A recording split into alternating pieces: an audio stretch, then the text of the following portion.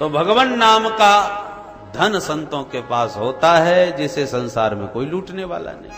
खर्चे न कोई चोर न लेवे, दिन दिन बढ़त सवायो, पायो जी माने राम रतन धन पायो।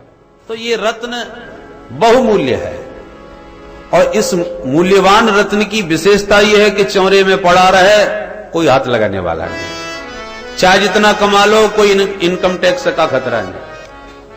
चाहे जितना कमाओ, चाहे जहां रखो, निश्चिंत रह करके। नहीं तो धन की सबसे बड़ी समस्याएं होती है। जितना धन बढ़ा उतनी समस्या बढ़ी। तो सांसारिक धन तो समस्याएं लेके आता है, पर भगवान नाम का धन तो चाहे जितना कमाओ और भक्कड़ बन के डोलो, कोई खतरा नहीं। परम पूज्य श्री देवरहा बाबा, परम पूज्य श्री कल्याण देव जी महाराज फटे पुराने वस्त्रों में घूम रहे हैं। बाबा किन्हीं के पास तो कपड़े ही नहीं होते, पर ऐसी कौन शक्ति नहीं जो उनके सामने सिर झुकाने ना आता हो। इस नाम धन की यही विशेषता है। इस देखो भाई, रुपया हर जगह चलेगा, कोई आवश्यक नहीं, आपके भारत में ही चलेगा।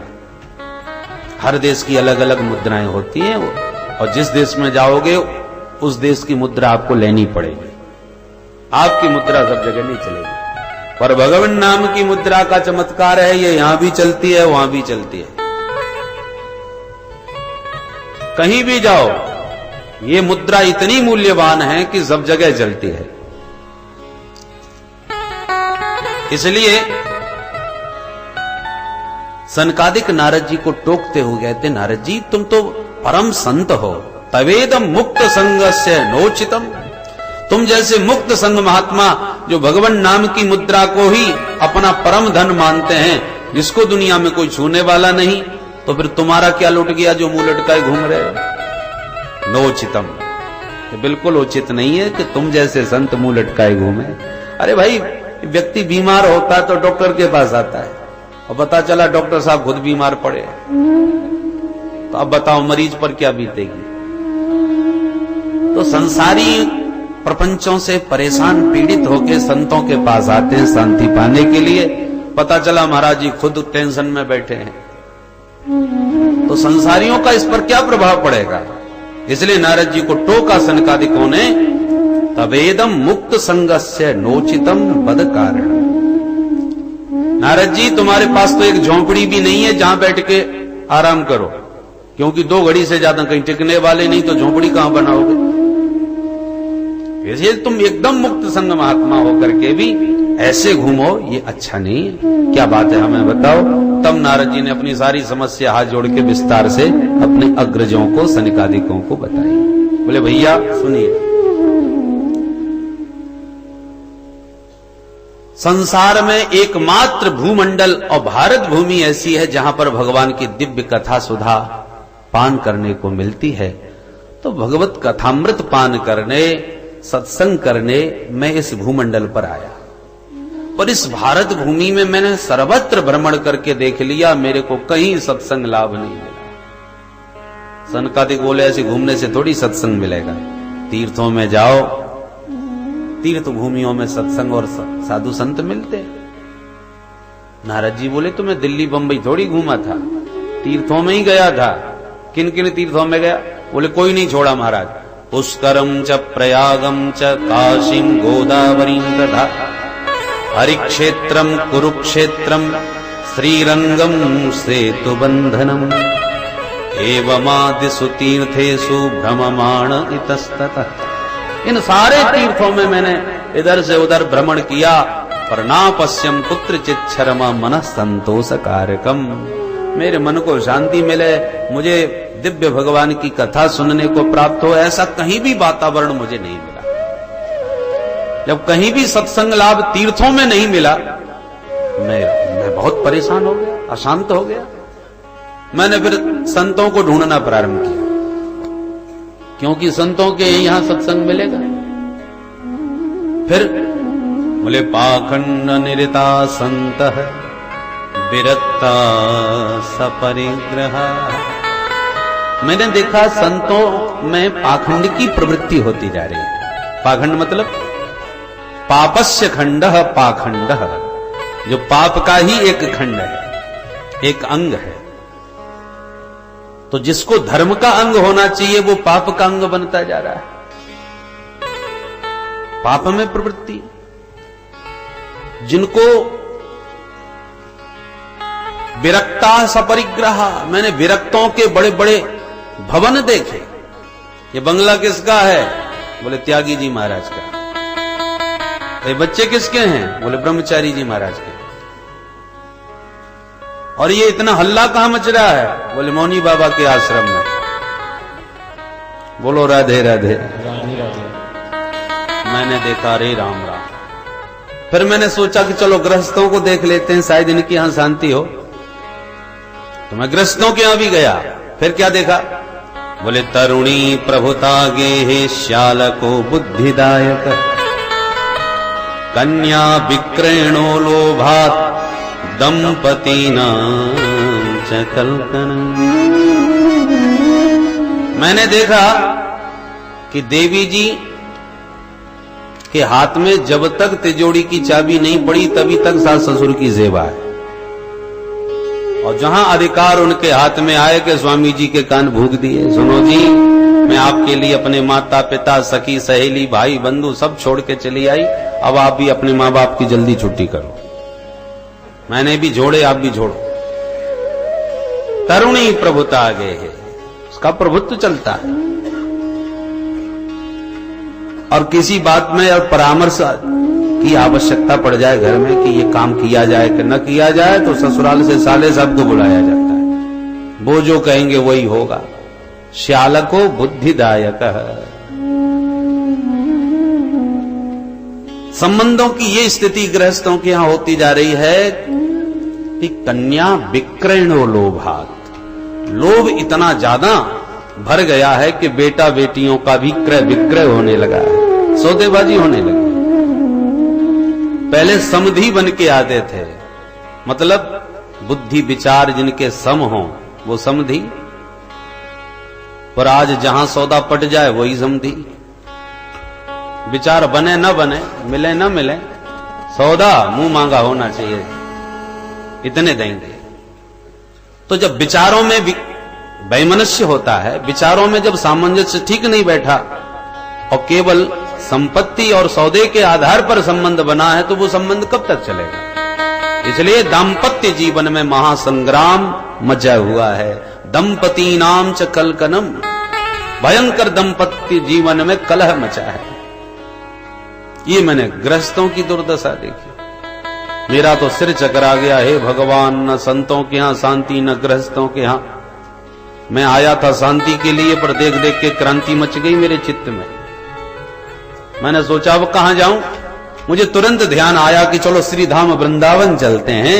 यामुनम तटमापन्नो यत्र लीला हरेर भूत, भगवान की परम पावन क्रीड़ास्थली यमुना के तट ब्रज भूमि में अवश्य आनंद आएगा। ऐसा विचार करके मैं सीधा वृंदावन पहुंचा महाराज।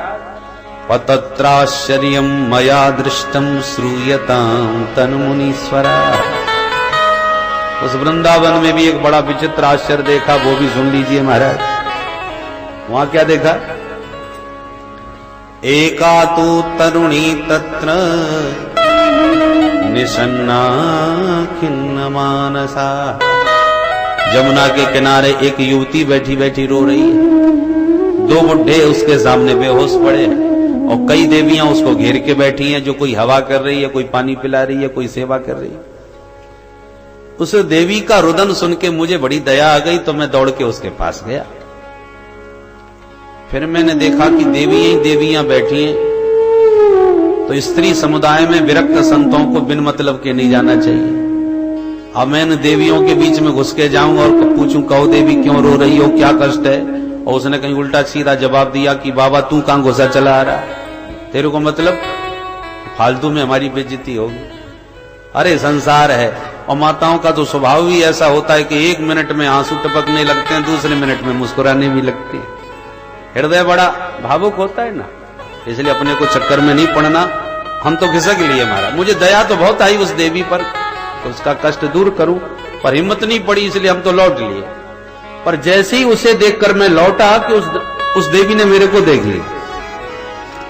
मुझे लौटते देखा तो तुरंत उसने आवाज लगा के अपने पास बुलाया, भो भो साधो क्षणं तिष्ठ मच्चिंतामपि नाशय दर्शनं तव लोकस्य सर्वथागहरं परम्। अरे महाराज जी 1 मिनट रुकिए तो सही, कहां भागे जा रहे हो? आप जैसे संतों के तो दर्शन ही बड़े पुण्यों के प्रताप से होते हैं। यदा भाग्यम भवेद भूरी भवतो दर्शनम तदा। मेरे तो न जाने कितने जन्मों के भाग्योदय हुआ जो आपका दर्शन प्राप्त हुआ। तब नारद जी तुरंत उस देवी के पास दौड़ के गए और पूछा, काशित्वम, देवी जी आप कौन हैं? बद देवी सविस्तारम स्वस्य दुखस्य कारणम। आप रो क्यों रही हो? अपने दुख का कारण विस्तार पूर्वक मुझे बताओ। तब उस देवी ने पहले तो अपना विस्तार से परिचय दिया। सुनिए महाराज, अहम भक्ति ऋतिख्याता इमौ में तनयौ मतौ ज्ञान वैराग्य नामानौ काल योगे नजर जरो। मैं तो भक्ति के नाम से जानी जाती हूं महाराज, और ये दो बुढ़े जो मेरे सामने लेटे हैं ये दोनों मेरे बच्चे हैं। इनका नाम है ज्ञान और वैराग्य। अब फटी फटी आंखों से नारद जी देखे, हे भगवान, 20 वर्ष की माता जी और 90 साल के बेटा, ये जीवन में हमने पहला आश्चर्य देखा। हमने पूछा, देवी जी तुम्हारे बच्चे इतने बुढ़े? तब बोली, महाराज काल योगे न जर्जरो। यही तो समय का खेल है कि मैं जवान बनी बैठी हूं, बच्चे बुढ़े हो गए। मैं महाराज दक्षिण भारत में पैदा हुई, कर्नाटक में बड़ी भई, महाराष्ट्र में पली, और अनेक ऐसे भी प्रदेश थे जहां पाखंडियों से परेशान होकर के मैं अपने को बचा के भगी। पर जैसी मैं ब्रज भूमि में वृंदारण्य में प्रविष्ट हुई तो जाता हम तरुणी। इस पावन भूमि में आते ही मैं तो नव यौवन संपन्न हो गई, पर मेरे दोनों बच्चे यहां आते ही एकदम बुढ़े हो गए। अब मेरे बालकों की यही हालत रही तो इदम स्थानम परित्यज्य विदेशम गम्यते मया। मैं वृंदावन छोड़ करके अभी विदेश चली जाऊंगी।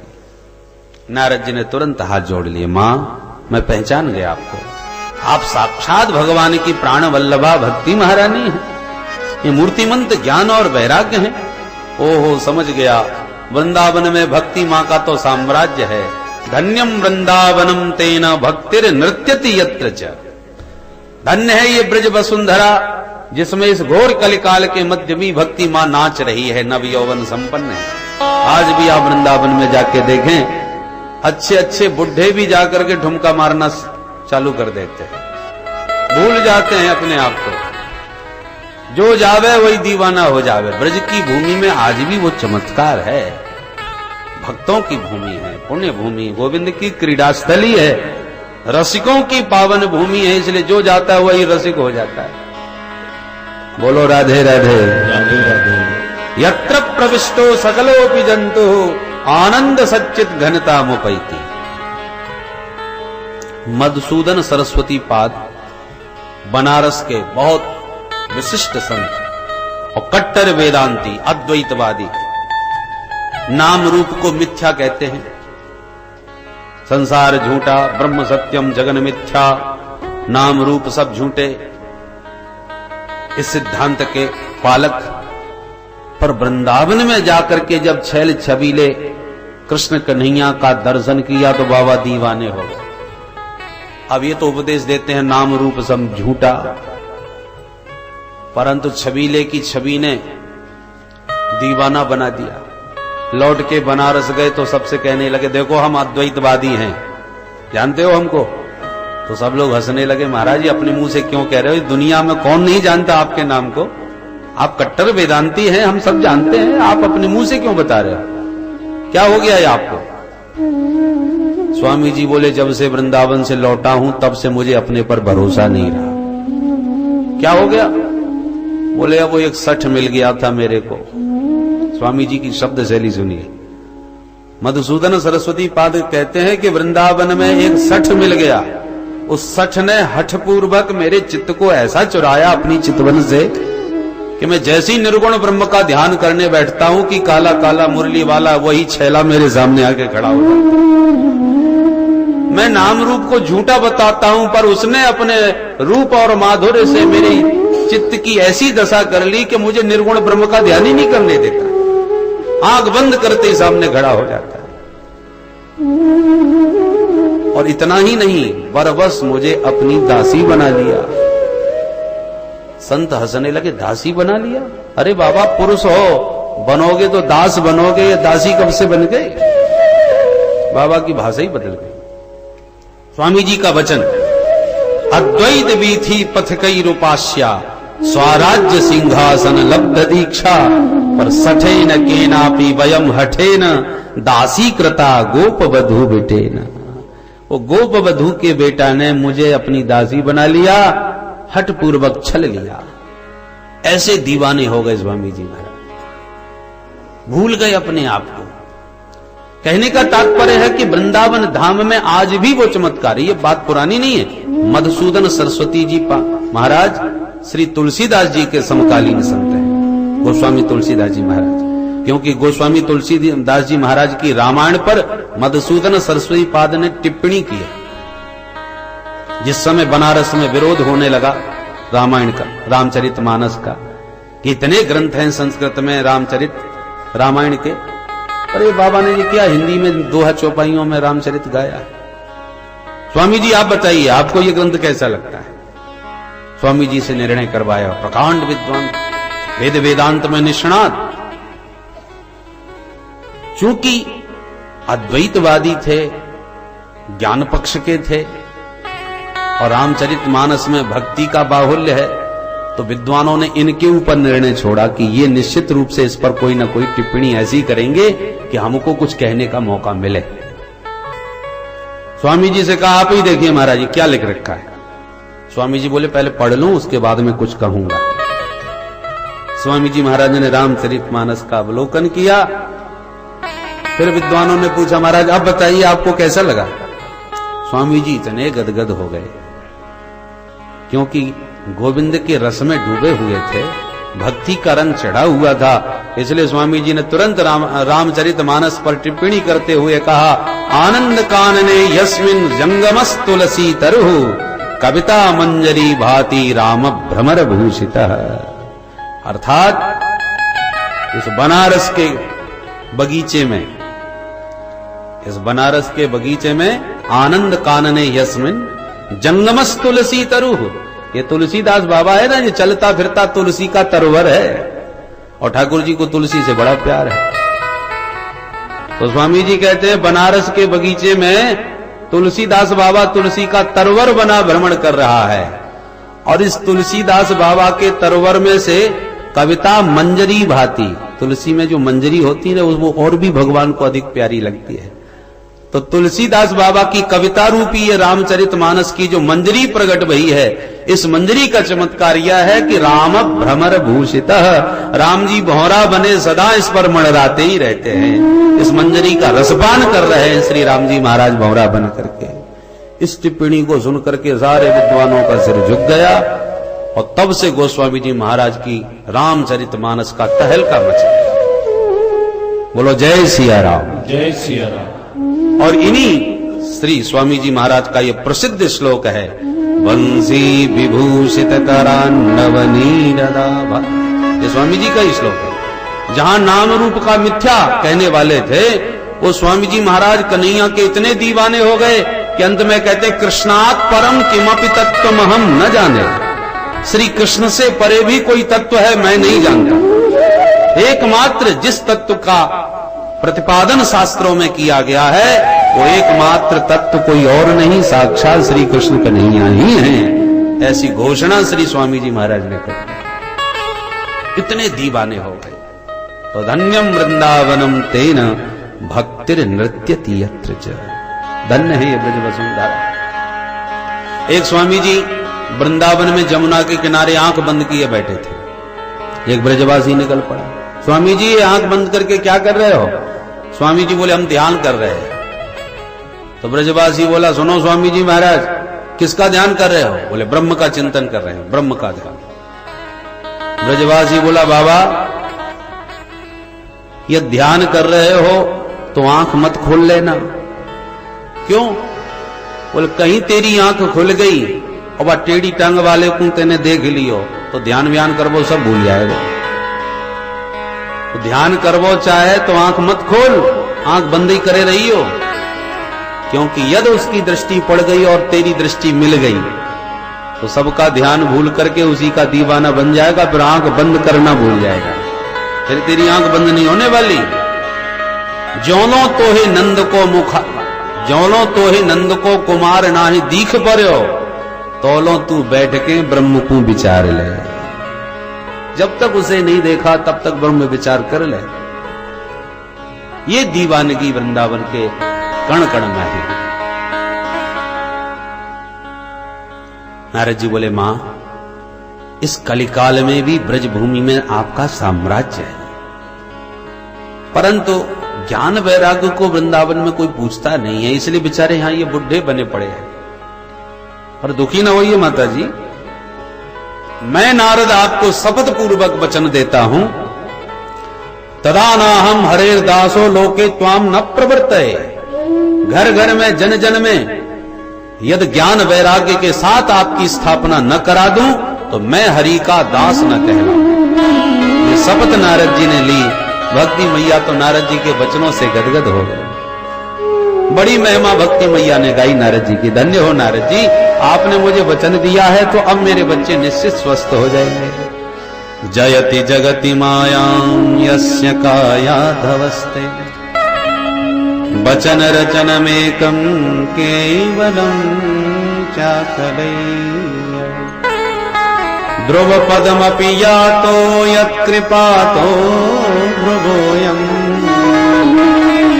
सकल कुशल पात्रं ब्रह्मपुत्रं नतासि। भक्ति मैया नारद जी की वंदना कर उठी। नारद जी जयति, आपकी जय हो। आपके ही वचन पर विश्वास करके आज ध्रुव जी महाराज आकाश में चमक रहे। आपके बताए हुए मार्गदर्शन पर चलकर प्रहलाद जी ने स्तंभ से नरसिंह प्रभु को प्रकट कर दिखाया था। जैसे ध्रुव प्रहलाद पर अनुग्रह करके आपने उन्हें परम भक्त बनाया, ऐसी मेरे इन बच्चों पर कृपा करो, मेरे ज्ञान वैराग्य को स्वस्थ करो। नारद जी बोले अभी लो माता जी। वेद वेदांत का पाठ प्रारंभ कर दिया नारद जी महाराज ने। चारों वेद, सारी उपनिषदें, भगवत गीता, सब कुछ सुनाया। गीता पाठेर मुहुर मुहु, भगवत गीता का तो न जाने कितनी बार पाठ किया, पर ज्ञान वैराग्य को थोड़ी सी चेतना तो आई और फिर बेहोश। अब नारद जी चिंतित हो गए। मैंने इनको स्वस्थ करने की प्रतिज्ञा की है और परंतु मेरे पास तो जितनी जड़ी बूटी थी सब चटा दी, इनको तो बिल्कुल कोई फायदा नहीं हुआ। अब क्या होगा? जब चिंतित हो उठे तो आकाशवाणी हुई। व्योम वाणी तदैवा भूम मार्षे खित्यतामिति, उद्यम सफलस्तेयम भविष्यति न संशय। नारद जी बिल्कुल आप दुखी ना हो, आपका उद्यम निश्चित रूप से सफल होगा। नारद जी बोले तो इतना तो उद्यम कर रहा हूं, कोई फायदा तो होता ही नहीं। आकाशवाणी ने मार्गदर्शन किया, नारद जी सत्कर्म करो तभी ये स्वस्थ होंगे। नारद जी बोले तो अब तक मैं क्या कर रहा हूं? अरे वेद वेदांत सब सुना रहा हूं, ये सत्कर्म नहीं है क्या? कौन सा सत्कर्म करूं? आकाशवाणी ने कहा किसी संत से पूछो, वो बताएगा। नारद जी ने कहा देखो, न तो दवाई का नाम बताया न डॉक्टर का नाम बताया, या तो सत्कर्म का नाम बता दे आकाशवाणी के फलाना सत्कर्म करो तो हम करने लग जाएं, अथवा किसी साधु का नाम लेते कि फलाने महात्मा के पास चले जाओ वो बता देगा तो मैं चला जाऊं। अब कोई संत बताएगा तो न तो संत का नाम न सत्कर्म का नाम। नारद जी बोले अच्छा तो ढूंढते हैं, पता लगाते हैं आखिर कि आकाशवाणी ने मुझे किस सत्कर्म का संकेत दिया है। निकल पड़े नारद जी। जो भी साधु वैष्णव मिलता है, महाराज जी प्रणाम, कृपा करके आप बता सकते हैं सत्कर्म किसे कहते हैं? जिससे पूछते हैं वो ही हाथ जोड़ लेता। अरे नारद जी क्यों मेरा मजाक उड़ाते हो? ब्रह्मा के बेटा हो, दुनिया में घूमते हो, हमसे पूछ रहे हो सत्कर्म? भाई सामान्य व्यक्ति कोई ये कहे कि मेरे सिर में दर्द हो रहा है तो कोई भी कोई ना कोई दवा बता देगा, उपाय बता देगा। पर प्रसिद्ध डॉक्टर यदि कोई पूछे कि भैया मेरे सिर में दर्द हो रहा है क्या किया जाए, तो हर आदमी उसके हाथ ही जोड़ेगा, महाराज दुनिया के दर्द तुम दूर करते हो, हमसे पूछ रहे हो? तो नारद जी सुप्रसिद्ध संत हैं, त्रैलोक्य में इनकी ख्याति है, इसलिए सामान्य व्यक्ति तो इनको कोई जवाबी देने की हिम्मत नहीं करता, सभी हाथ जोड़ लेते हैं। और जो बहुत नामधारी थे, प्रसिद्ध प्रतिष्ठित संत, जब उनके पास नारद जी नाम सुन करके पहुंचते, महाराज बहुत नाम सुन के आया हूं, कृपा करके बताओ सत्कर्म किसे कहते हैं? सुबह अपनी इज्जत रखने के लिए इशारा कर देते हैं, आजकल हमारा मौन व्रत चल रहा है, संकेत कर देते हैं, मौन खुलेगा तब बात करेंगे। मूकी भूतास तथान्ये तु कियंतस्तु पलायता। कुछ मौनी बाबा बन गए, कुछ दाएं बाएं खिसक गए, पर नारद जी को समाधान किसी ने नहीं दिया। तब नारद जी ने निर्णय लिया कि चलो अब बद्रीनाथ चलते हैं। बद्री विशाल में भगवान नर नारायण नित्य निवास करते हैं, उन्हीं को ढूंढेंगे और उन्हीं से पूछेंगे। ऐसा विचार करके महाराज मैं बद्रीनाथ में उन्हीं को ढूंढ रहा था, तब तक आप चारों भैया मिल गए।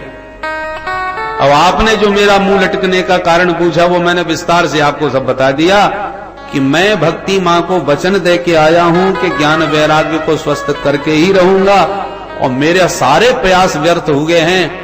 अब मैं आपसे ही प्रश्न करता हूं, बताइए महाराज कौन सा सत्कर्म किया जाए ताकि वो स्वस्थ हो जाए? आप भी महान संतो चारों भैया, आप चारों की महिमा को मैं बहुत अच्छी तरह जानता हूं। नारद जी कह रहे हैं आप वो संत हो कि सदैव बैकुंठ में पहुंच गए भगवान का दर्शन करने, और घुसने लगे तो भगवान के पार्षदों ने रोक दिए, जय विजय ने तो ऐसी आंख निकाली और ऐसा क्रोध किया कि बैकुंठ से ही विचारों को 3 जन्म के लिए राक्षस बना के धरती में पटक दिया, शाप दे करके उनका पतन कर दिया। तो जो भगवान के ही नित्य पार्षदों को बैकुंठ से नीचे गिरा दे, उन संतों की कितनी अद्भुत सामर्थ्य होगी, जरा सोचिए। बैकुंठ में जाना सबके बस की, अरे स्वर्ग तक नहीं जा सकते, बैकुंठ की बात छोड़ो। आपकी इतनी दिव्य अव्याहत गति है, ऐसे दिव्य आप संत हैं, और सबसे बड़ा चमत्कार आपके जीवन का यह है कि सृष्टि में सबसे पहले पैदा हुए और आज तक 5 साल से कभी 6 साल के नहीं हो पाए। पंचहायन संयुक्ता पूर्वेशामपि पूर्वजः, पूर्वजों के भी पूर्वज हो गए पर 6 साल के नहीं होते, हमेशा 5 साल के ही बने रहते हैं। क्यों? हरिशरणम हरिशरणम, ये मंत्र अहर्निश इनके मुंह से निकलता रहता है। उस भगवान नाम के प्रताप से कभी इनको बुढ़ापा नहीं आता, जरा युष्मान न बाधते। ऐसे भजनानंदी संत सनकादिक। इसलिए नारद जी कहते हैं वो आप ही बताइए वो सत्कर्म कौन सा है? सारी समस्या नारद जी की सुनकर के चारों भैया सनकादिक हंसने लगे। रहे नारद भैया इतनी सी बात को लेके तुम इतने परेशान घूम रहे हो, बिल्कुल चिंता छोड़ो, हम तुम्हें समाधान देते हैं। मां चिंता कुरुदेवर से हर संचित्ते समावह, उपायः सुख साध्योत्र वर्तते पूर्वैव। चिंता मां को, किसी प्रकार की चिंता न कीजिए, क्योंकि जिस उपाय को तुम ढूंढ रहे हो नारद जी वो हमारे पास है। अच्छा जरा नाम तो बताओ। बोले वो उपाय कोई और नहीं, श्रीमद् भागवतालापः सतुगीत शुकादिभिः। सुखदेव जैसे परमहंस के मुख से गाया हुआ मंगलमय मधुर गीत श्रीमद् भागवती ही वह अमृत है जिसका पान करते ही ज्ञान वैराग्य नव यौवन संपन्न होकर के नाचेंगे, ये हमारा दावा है। पर नारद जी मुंह लटका के रह गए। अरे तुम्हारा अभी तक मुंह लटका हुआ है, क्या बात है? नारद जी बोले हमें आपकी बात पर जरा संदेह है। क्या संदेह है भाई? नारद जी बोले जब मैंने उन्हें चारों वेद सुना दिए, सारी उपनिषदें सुना दी, उनसे तो कुछ फायदा हुआ नहीं। तो मैं जानना चाहता हूं भागवत में ऐसी क्या विशेषता है जो उनको लाभ मिल जाएगा। अरे भाई, अपोलो में जो इलाज करा के लौटा है घर, और गांव के वैद्य जी हाथ पकड़ के कहे मामूली सा रोग है, मैं अभी ठीक कर दूंगा, तो कोई कैसे विश्वास कर लेगा कि इतने इतने बड़े डॉक्टर नहीं कर पाए तो ये कैसे कर पाएगा। तो वेद वेदांत सर्वोपरि है भाई। तो नारद जी कहते हैं मैंने वेद वेदांत सब सुनाया है उन्हें, और मैं भागवत को भी अच्छी तरह जानता हूं। भागवत के भी श्लोक श्लोक में वेदों के सूत्रों की ही व्याख्या भरी पड़ी है। भागवत भी वेदों के सूत्रों का ही व्याख्यान है। तो जब उनसे कुछ नहीं हुआ तो इससे क्या होगा, ये संदेह नारद जी ने जब अभिव्यक्त किया तो समाधान सनकादिकों ने दिया। देखो नारद जी, हमें बड़ा आश्चर्य होता है कि ये शंका तुम कर रहे हो, तुम भागवत के मर्मज्ञ हो के ऐसा कहते हो। फिर भी सुनो समाधान। हम मानते हैं कि वेदों के सूत्रों की व्याख्या भागवत में है। वेद है वृक्ष, भागवत है उसी का निकला हुआ रसमय फल। अब कोई मीठा फल खाने के बाद ये कहने लगे कि फल जब इतना मीठा है तो वृक्ष कितना मीठा होगा जिसने पैदा किया है, और फल फेंक करके वृक्ष चबाने लग जाए तो क्या मिठास मिल सकती है? कभी नहीं। वृक्ष से ही फल उत्पन्न हुआ है, पर स्वाद और रस फल में ही मिलेगा, वृक्ष में नहीं मिलने वाला। दूध से ही घी निकाला जाता है, पर जो काम घी कर देगा वो दूध कभी नहीं करने वाला। घी में पूरी बन रही है और घी खत्म। अब कोई तर्क दे के चलो घी खत्म हो गया तो बाकी पूरी दूध में निकाल लो, दूध में पूरी सिक सकती है क्या? और कोई तर्क ये दे के वाह, जब घी ने पूरी बना ली तो दूध से क्यों नहीं सिक सकते? क्योंकि दूध तो घी का भी बाप है। परंतु असंभव। घी में दीपक जल रहे हैं, दूध से नहीं जल सकते। घी में हवन होता है, दूध से नहीं हो सकता। कितने कार्य हैं जो घी से ही संपन्न होंगे, दूध उसमें कुछ नहीं कर सकता, जबकि निकला दूध से ही है। दूध को ही जमा करके दही बनाया, मंथन करके घृत निकला। गन्ना का रस ही शक्कर बनता है, पर जो मिठाइयां शक्कर से बनती हैं वो गन्ना का रस डाल के लाख कोशिश कर लो नहीं बनेगी, जबकि तत्वतः अभिन्न है। गन्ना का रस ही तो शक्कर है, कोई अलग तो नहीं। पर शक्कर के स्थान पर शक्कर, गन्ना का रस वो काम नहीं कर सकता जो शक्कर कर रही है। ऐसे ही वेद है गन्ना का रस, भागवत है उसी की बनाई हुई शक्कर। वेद है दूध, भागवत है उसी का सार सर्वस्व घृत रूप मक्खन। वेद है वृक्ष, भागवत है उसी का रसमय सुमधुर फल। इस प्रकार से दृष्टांतों से जब समाधान दिया तो नारद जी गदगद हो गए। बस बस मेरी शंका निर्मूल हो गई। और महाराज आज मैं ये भी समझ गया कि पढ़ लिख के कोई कितना भी बड़ा पंडित बन जाए, पर आप जैसे संतों का सत्संग किए बिना शास्त्रों का रहस्य नहीं समझ सकता। पर सत्संग भी कम मिलेगा जब जन्म जन्मांतरों के पुण्य उदय हों। प्रयास से सत्संग नहीं मिलता। भाग्योदयेन बहुजन्म समर्जितेन सत्संगमं च लभते पुरुषो यदा वै। अज्ञान हेतु कृत मोह मदांधकार ना संविधाय हितदो दयते विवेक।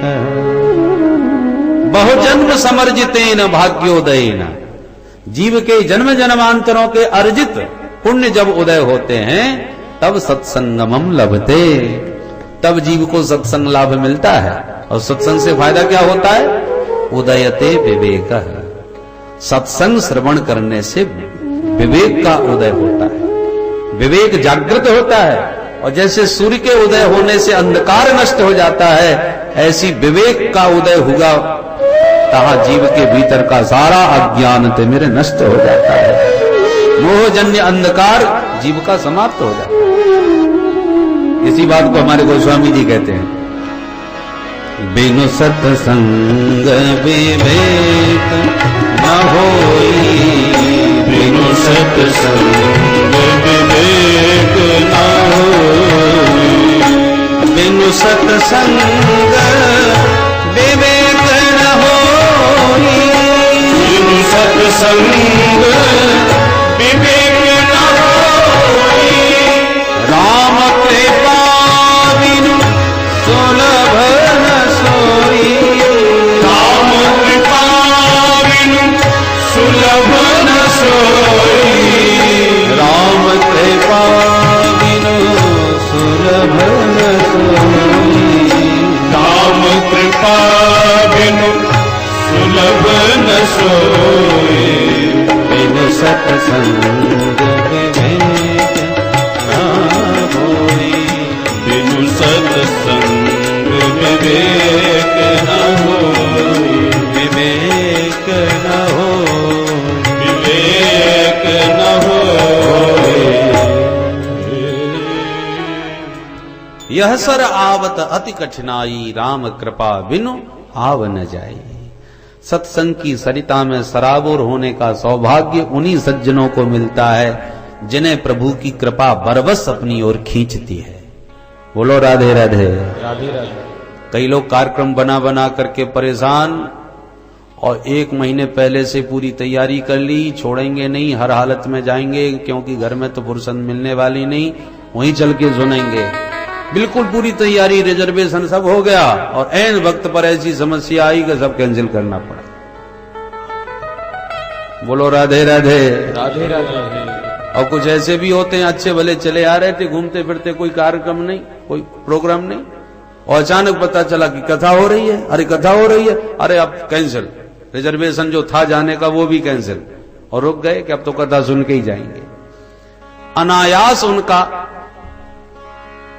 सौभाग्य उदय हो गया, और कोई प्रयास करके भी नहीं पा सका।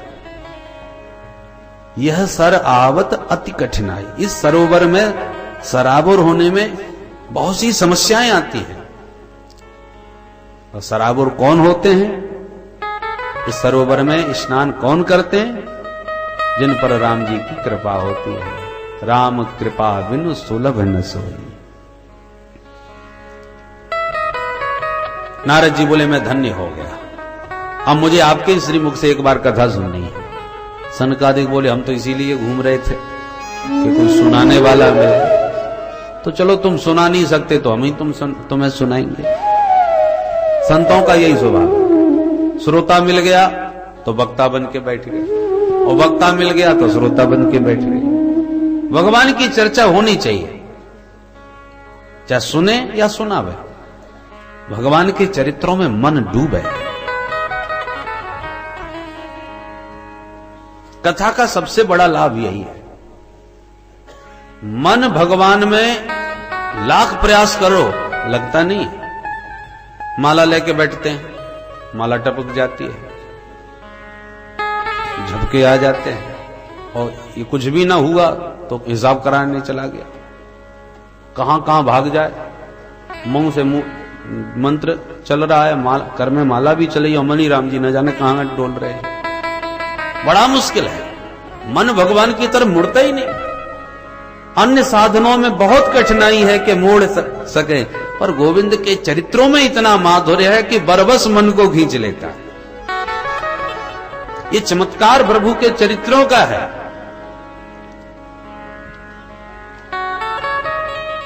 देखिए लोहा कितना कठोर होता है, उसको कोई मोड़ना चाहे संभव नहीं,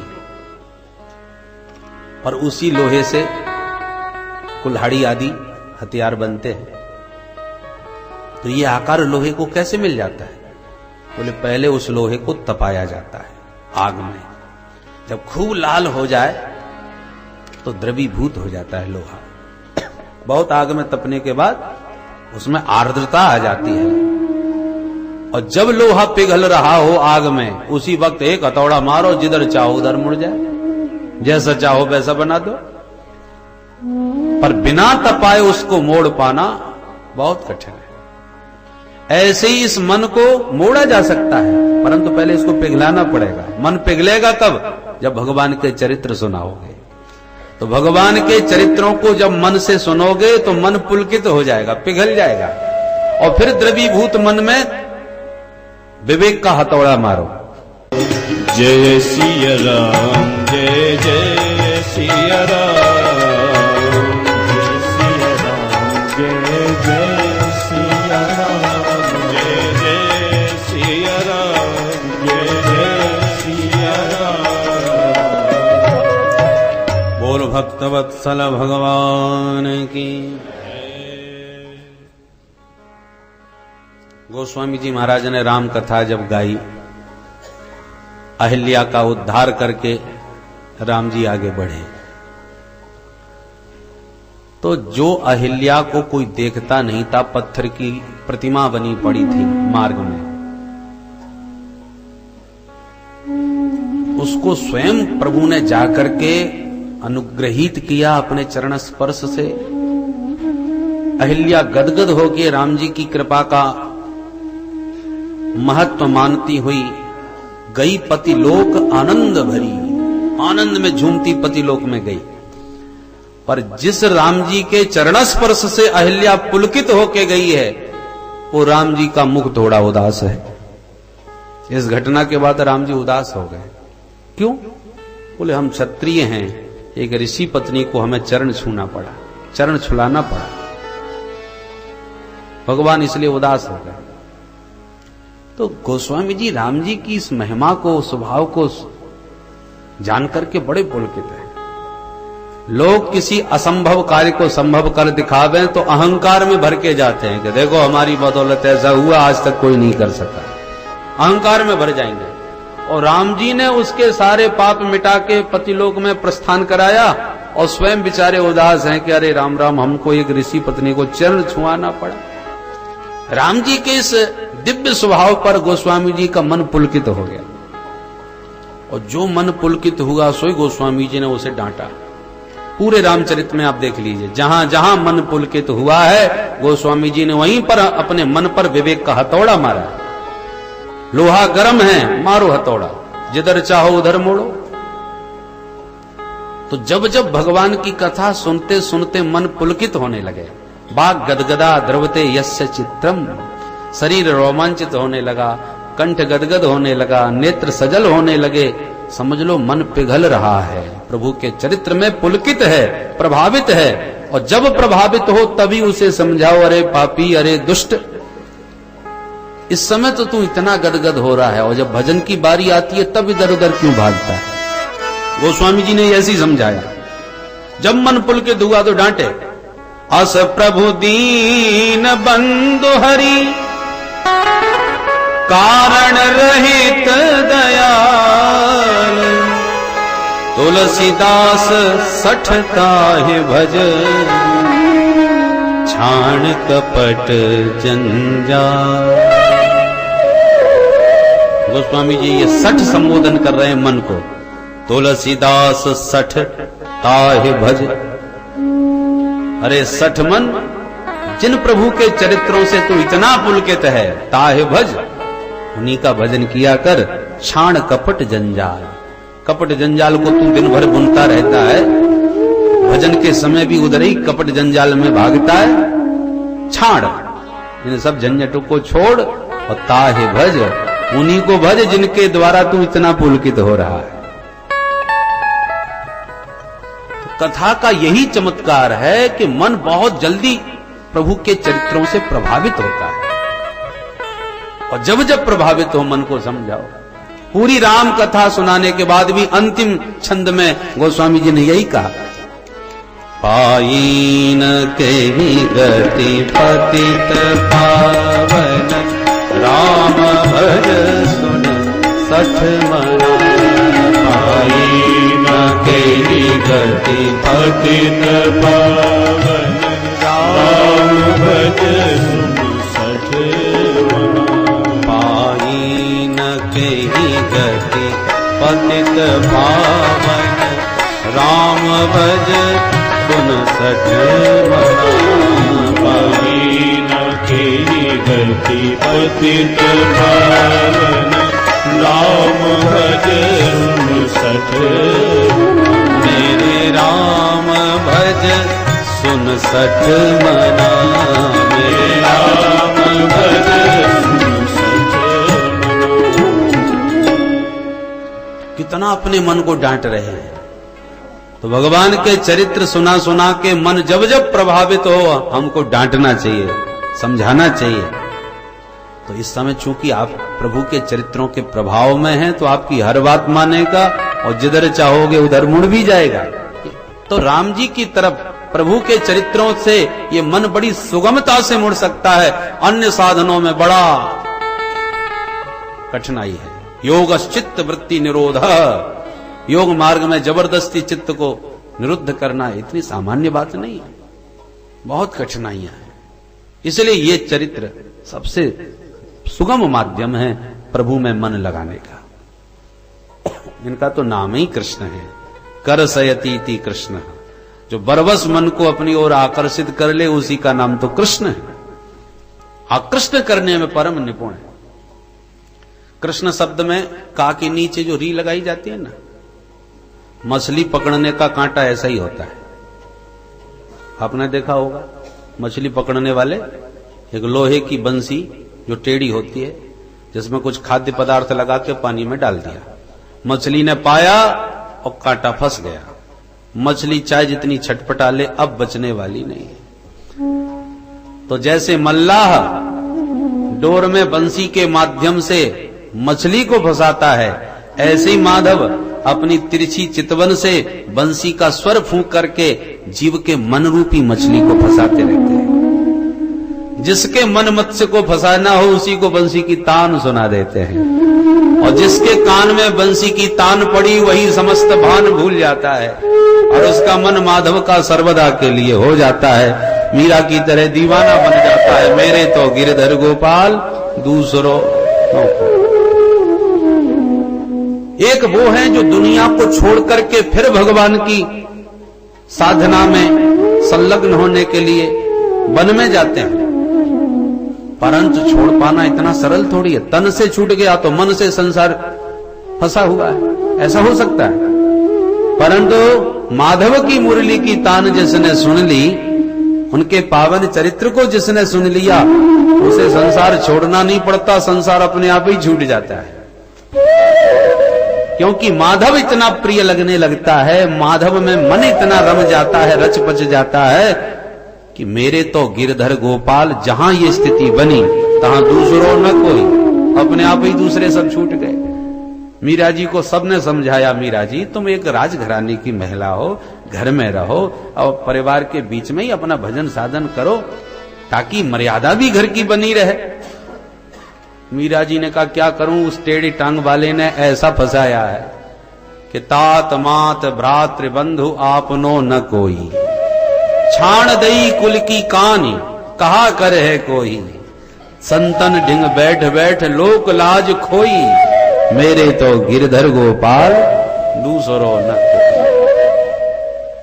जिनको त्यागना बड़े बड़े संतों के लिए कठिन होता है, पर बंसी की तान ने 1 मिनट में मीरा का सब कुछ छोड़ा दिया। इसलिए कन्हैया टेढ़े बन के आए हैं, हम सबके मन को फंसाने के लिए, क्योंकि टेढ़े में ही मछली बसती है बंसी से। राम जी तो बेचारे बहुत सीधे सच्चे हैं, राम जी का हर काम सीधा सीधा मिलेगा, नाम सीधा राम, कोई भी आराम से बोल सकता है, और इनका हर काम टेढ़ा। कृष्ण अच्छे भाले बोल ना पावे बेचारे, कृष्ण शब्द का शुद्ध उच्चारण सब लोग नहीं कर पाते। किशन बोलेंगे, किशन। भारत का प्रसिद्ध शहर है कृष्णगढ़, कहां कृष्णगढ़ कोई बोल ही नहीं पाता, किशनगढ़। तो कृष्ण नाम ही इतना टेढ़ा जो बोलने में ना आवे ठीक से। तो जैसी नाम से टेढ़े, वैसी देखने में भी टेढ़े। राम जी जहां मिलेंगे सीधे, और श्याम जी जहां मिलेंगे नीचे से ऊपर तक टेढ़े, चरण टेढ़े, कमर टेढ़ी, गर्दन टेढ़ी, मुकुट टेढ़ा, नीचे से ऊपर। ये टेढ़े बने ही इसलिए हैं कि सीधे सीधे मन फंसता कहां है। इसलिए बंसी की तान से सबके मन रूपी चंचल मत्स्य को खींच लिया, पकड़ने के लिए ही, आकृष्ट करने के लिए ही आए हैं। बोलो जय श्री कृष्ण। जय श्री कृष्ण।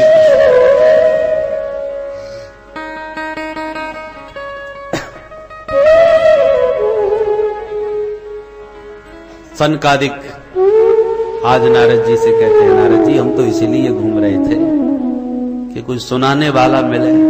चलो कोई बात नहीं, तुम सुनने के वो तैयार हैं तो हम सुनाने के लिए तैयार हैं। तो कथा कहां होनी चाहिए? बोले गंगा द्वार समीपे तु तटमानंद नामकम। मां गंगा के पावन पुलिन पर हरिद्वार में चल के कथा करते हैं। चलिए अभी चलिए। नारद जी सनकादिकों को साथ में लेकर के बद्रीनाथ से नीचे उतर के हरिद्वार आ गए। क्यों जी, अब कहीं भी कथा करनी थी तो बद्रीनाथ में क्यों नहीं कर ली? वो भी तो इतना दिव्य पुण्य धाम है।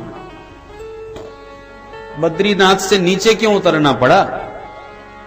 बोले भाई कथा वहां करनी चाहिए जहां ज्यादा से ज्यादा लोग लाभ ले सके। बद्रीनाथ में श्रोता कहां मिलने वाले थे? आजकल की बात छोड़ दो, आजकल तो प्रतिवर्ष लोग जाते हैं लगभग, और उस जमाने में लोग महाप्रयाण के लिए ही जाते थे। आ गए तो ठीक, नहीं तो जय सिया राम। तो सबसे मिलजुल के रोग आके ही निकलते थे। तो गिने चुने लोग तो पहुंच पाते थे, और जो पहुंच जाते हैं उनमें आधे से ज्यादा लगा समाधि बैठ जाते हैं गिरी गुहाओं में। तो श्रोता कितने मिलेंगे? इसलिए सनकादिक बोले चलो नीचे चलते। हरिद्वार, हरिद्वार को ही क्यों चुना? बोले भाई गिरी कंदराओं में बैठे हुए संत भी तो सुनने की इच्छा रखते हैं, और जब उन्हें पता चलते ही है कि कथा हो रही है तो जीवन मुक्त ब्रह्म पर चरित सुनहि तज ध्यान। ध्यान तुरंत छोड़ देते हैं, समाधि से बाहर निकल के सीधे कथा सुनने को दौड़ते हैं। तो गिरी गुहाओं में छुपे संत यदि सुनना चाहेंगे तो बहुत नीचे संसार में नहीं जाएंगे, हरिद्वार तक आ सकते हैं, ऊपर से नीचे उतरे आए। और संसारी सुनना चाहें तो नीचे से थोड़ा ऊपर बढ़े आवे। हरिद्वार है हरि का द्वार, और चारों तरफ अंधेरा हो तो दरवाजे पर दीपक जला के रख दो तो भीतर और बाहर सब जगह उजेला हो। राम नाम मणि दीप धर जीह देहरी द्वार, तुलसी भीतर बाहर जो चाह से उजियार। तो प्रज्वालितो ज्ञानमय प्रदीप, ये अध्यात्म का दिव्य दीपक श्री सनकादिकों ने हरिद्वार में प्रज्वलित किया, ताकि संत चाहेंगे सुनना तो ऊपर से नीचे उतर आएंगे, और संसारी यदि चाहेंगे तो थोड़ा सा ऊपर चले आएंगे। तो हरि के द्वार में सभी का संगम हो जाएगा, सभी को यह परम लाभ प्राप्त हो जाएगा। इसलिए गंगा के तट हरिद्वार में आयोजन हुआ। ऋषि मुनियों को पता चला तो सारे महात्मा दौड़े भागे चले। भृगुर वशिष्ठश्च वनश्च गौतमो मेधातिथिर देवल देवरातौ। बड़े बड़े सिद्ध कोटि के संत भागे दौड़े गंगा तट आए। जो नहीं आ रहे थे भृगु जी उन्हें पकड़ पकड़ के समझा समझा करके भागवत की महिमा गा गा करके लाए। क्यों जी, भृगु जी को क्या गरज पड़ी जो सबको पकड़ पकड़ के ला रहे हैं भाई? बोले भाई आप बीमा कंपनी के एजेंटों से तो परिचित हो गई, घर घर में जाके बीमा करते हैं, और न समझ में आवे तो 50 बार से समझाते हैं, हर तरीके से समझाते हैं। जितनी बार बुलाओ उतनी बार आते हैं, और आपको इतने फायदा गिनाएंगे कि बस पूछो मत, लाभ ही लाभ है। योगक्षेमम बहाम्य, हम पूरी गारंटी लेते हैं। अब इनसे पूछा जाए कि तुम्हें क्या फायदा है जो इतने 50 चक्कर काट रहे हो हमारे? अरे हमारी गरज होगी हम कराएंगे अपना फायदा। बोले भाई एक एजेंट जितना बीमा करता है उसका प्रतिशत भी तो बंधा हुआ है, उसे भी फायदा है तभी तो चक्कर काट रहा है। तो भृगु जी को लगा हम तो अपना कल्याण करने के लिए जा ही रहे हैं, जो अभागे इधर उधर भटक रहे हैं उनको भी पकड़ के ले जाएंगे तो 2-2% भी हमको मिला तो हमारा चकाचक हो जाएगा। इसलिए भृगु जी सबको पकड़ पकड़ के ला रहे हैं, चलो चलो तुम लोग भी चलो। गुरुत्वा तत्र नायातान भृगु संबोध्य चानयत। जो आनाकानी भी कर रहे थे वो भृगु जी के समझाने पर तैयार हो गए और चल गए। विशाल संत समुदाय गंगा के तट उपस्थित हो गया। फक्कड़ों की कथा, गंगा जी की रेती को ही बालू बना करके, बालू को ही अपनी सुंदर गद्दी मान करके महात्मा लोग बैठ गए, और थोड़ी सी बालू को इकट्ठा कर दिया सो उसी का व्यासपीठ बन गया। सनकादिक बैठ गए। हम नारद जी भी फक्कड़ और सनकादिक भी फक्कड़। तो फक्कड़ों की कथा तो ऐसी ही होती। हो गया कथा का शुभारंभ। अब तो महात्माओं के बीच जय जयकार होने लगी गंगा के तट पर। बोल गंगा मैया की जय। श्रीमद्भागवत महापुराण की जय। श्री सुखदेव जी महाराज की जय। वेद व्यास भगवान की जय। जय शब्दो नमः शब्द शंख शब्दस्तथैव च। जैसे ही सनकादिकों ने कथा का शुभारंभ किया, भागवत का महात्म्य मुक्त कंठ गा उठे श्री सनकादिक। भगवान की कथा सदैव श्रवण करने योग्य है। दिनानाम नियमो नास्ति सर्वदा श्रवणम मतम। दिन मुहूर्त की कोई आवश्यकता नहीं, भगवान की कथा सदैव श्रवण करने योग्य होती है, जब चाहो तब भी। और जो मानव तन पा करके भी इस परम लाभ को प्राप्त नहीं कर पाया, सनकादिकों ने तो उसको अभागे को इतनी गालियां सुनाई। आजन्म मात्रमपि येन सठेन किंचित चित्तम विधाय सुख शास्त्र कथा न पीता। चांडाल बच्च खरवत बतते नीतम मिथ्या स्वजन्म जननी जन दुख भाजा। मानव का चोला पाकर के भी ये दुर्लभ लाभ से यदि वंचित रहा तो वो श्वास लेता हुआ मुर्दे के समान है। मानव चांडाल के समान है, गधे के समान जीवन पर्यंत घर गृहस्थी का बोझा ही ढोता रहा। खरबत, न जाने कितनी गालियां दी। नारद जी बोले तो आप इतनी गाली क्यों दे रहे हो महाराज? सनकादिक बोले हम नहीं दे रहे। एवं वदन्ति देवी देव समाज मुख्या। अरे ये देव समाज कह रहा है, जो विमान में छाए हैं देवता, वो जब देखते हैं कथा हो रही है तो लालायित होते हैं कथा सुनने के लिए। पर सुखदेव जी ने फटकार के भगा दिए, सो बेचारे मन मार के ही रह गए। परंतु जिनको सुलभ हो सकती है वो जब उसका लाभ नहीं लेते तो देवता उन्हें गाली देते हैं। देखो कितने मंदभागी हैं, कितने अभागे हैं कि पास में अमृत बह रहा है फिर भी उसका आचमन नहीं कर रहे। पानी में मीन प्यासी वो सुनती देवता उसके दुर्भाग्य को धिक्कारते। भागवत की महिमा गाए जा रहे थे सनकादिक के श्रोताओं के बीच संकीर्तन की ध्वनि सुनाई पड़ रही। चौकन्ने होके चारों तरफ श्रोता देख उठे तो क्या दिखाई पड़ा?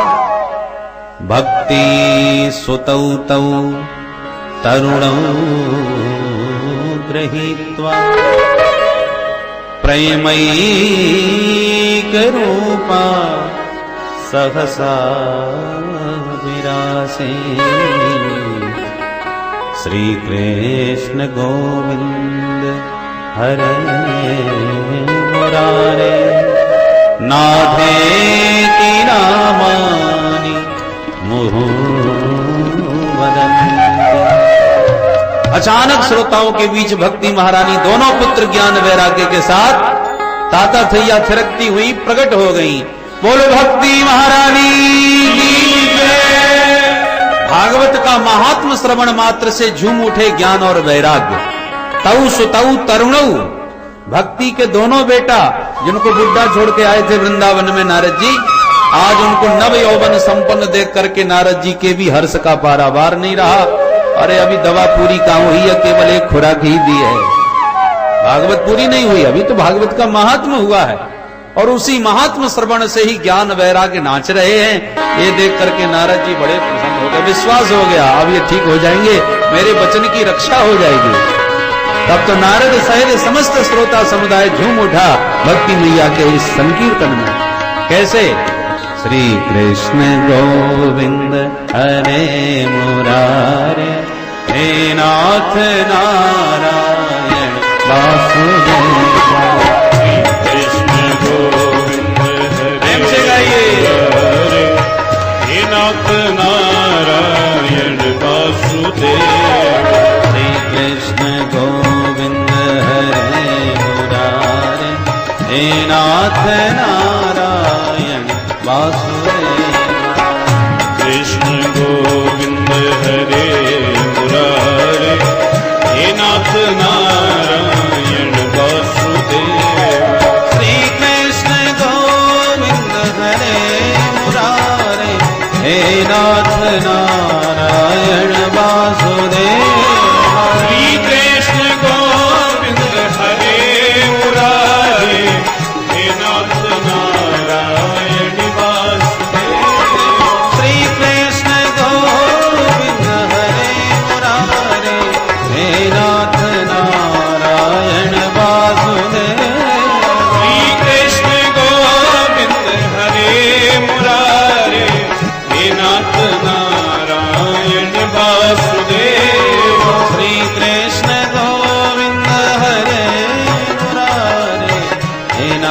नारायण वासुदेव।